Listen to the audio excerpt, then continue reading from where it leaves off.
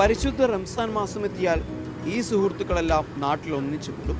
അറബി നാടുകളിൽ ജോലി ചെയ്യുന്ന മവ്വലുകാരെല്ലാം എല്ലാ വർഷവും ഈ സമയത്ത് സമൂസയുണ്ടാക്കാൻ അവധിയെടുത്ത് നാട്ടിലെത്തും.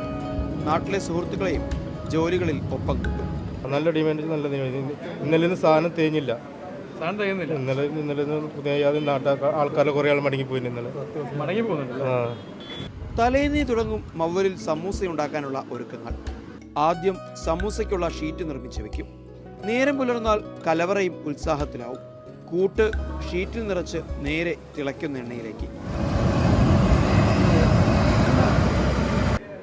ഞങ്ങളെല്ലാവരും ഗൾഫിലെ അൽക്കബീറിലെ ജോലിക്കാരായിരുന്നു. ഇപ്പോൾ റംസാൻ പ്രമാണിച്ചിട്ട് വന്നിട്ട് ഇവിടെ കൂട്ടായ്മയായി ചെയ്യുന്നതാണ് ഇവിടെ ഈ സംരംഭം. സമൂസ ചെയ്യുന്നുണ്ട്, റോള് ചെയ്യുന്നുണ്ട്. അതായത് സമൂസയിൽ തന്നെ 3 ഐറ്റംസ് ഉണ്ട്. ചിക്കൻ ഉണ്ട്, വെജ് ഉണ്ട്, ബീഫ് ഉണ്ട്. അതായത് ചിക്കൻ റോള് ചെയ്യുന്നുണ്ട്.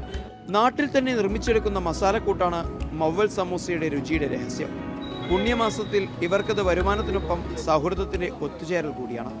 ദിവസവും 60,000-ലേറെ സമൂസകളാണ് ഇവിടെ ഉണ്ടാക്കുന്നത്. മലബാറിലെ നോമ്പുതുറയിൽ മവ്വൽ സമൂസ അവിഭാജ്യ ഘടകമായി മാറി.